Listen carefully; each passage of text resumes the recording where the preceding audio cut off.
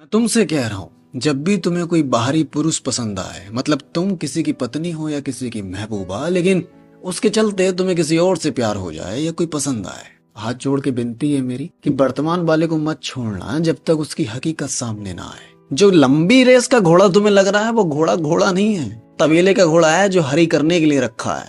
हरी करते ही घोड़ी बदल देता है। उसके लिए तुम अकेली नहीं हो, 20-30 और हैं, क्योंकि वो हरी करता है, केवल घर नहीं बसाता किसी के साथ। और शायद उस पल के बाद वो तुम्हें दुश्मन लगने लगे, पर तुम तो यहाँ से हाथ धो बैठोगे। जो साथ तुम्हारे है उसके लिए तरसता है कोई। 2-3 साल से इसके साथ होना, इससे लंबी रेस का घोड़ा तुम्हें नहीं मिलेगा। पर वही बात है ना, कीमती वही जो तुम पर नहीं। समझ जाओ।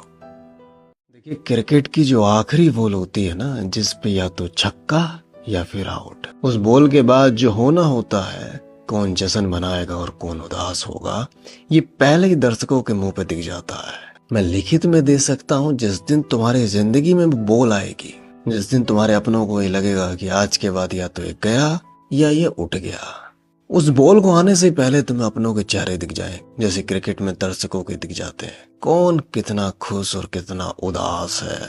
और ये मैं बता दूं तुम्हें, ये दुख की घड़ी अगर तुम्हारे घर के मुखिया पर आई तो चेहरे अपनों के देखने लायक होते हैं। दुनिया के सारे भ्रम टूट जाएंगे तुम्हारे, जिस दिन तुम्हारे जिंदगी में वो क्रिकेट का मैच आया जिस पे आखिरी बॉल पे छक्का या तुम आउट होने वाले हो।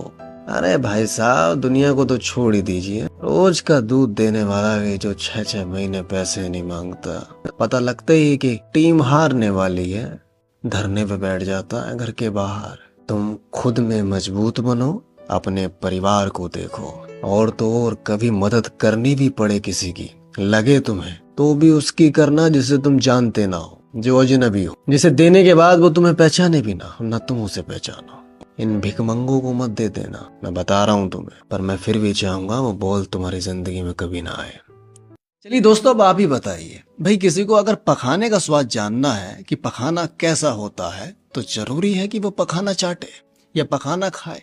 जरूरी है भाई। लिटमस पेपर नाम का एक यंत्र होता है, तुम उसे भी इस्तेमाल कर सकते हो, जो तुम्हें स्वाद बता सकता है बिना चखे कि पखाना कैसा है। बता सकता है ना? ध्यान से सुन लड़की, मैं तुझसे ही कह रहा हूँ। ये जो मॉडर्निज्म के नाम पे संस्कृति के धज्जे उड़ाए जा रहे हैं ना, कि रहना तुम्हें किसी एक के साथ नहीं है, लेकिन संबंध तुम्हें 5-6 से बनाना है। क्यों?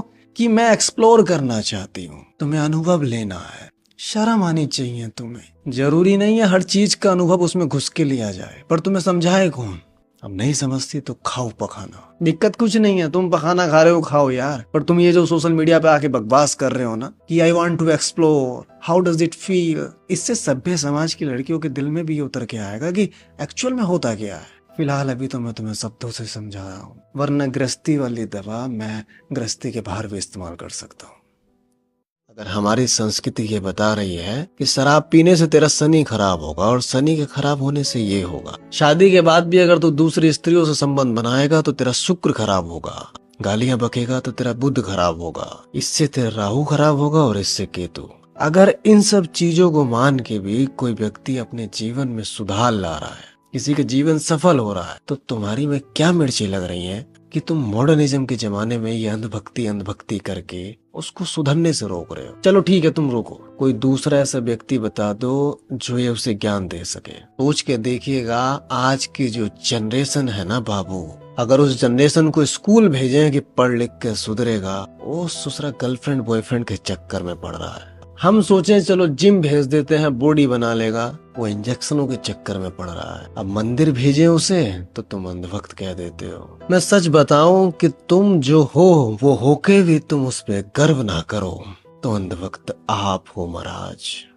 घरवाली का अफेयर दुकानदार से है, 6 साल शादी को हो गए हैं, 2 बच्चियां हैं छोटी छोटी, पति खुद सरकारी नौकरी पे है। अब उसका प्रश्न ये आया है कि सर जी ये बताओ, इस उम्र में आके उसने मेरे साथ धोखा क्यों किया है? अगर वो गलत होती तो पहले से ही कर देती। अब बताइए ऐसा क्यों हुआ होगा? देखिए, सीधा जवाब है मेरा, मैंने तुम्हें 100 बार बताया है कि औरत एक बच्चा होती है जिसे आसानी से बहलाया फुसलाया जा सकता है। ये बात तुम अपने शरीर पे टैटुओं से लिखवा लो अगर तुम भूल जाते हो तो।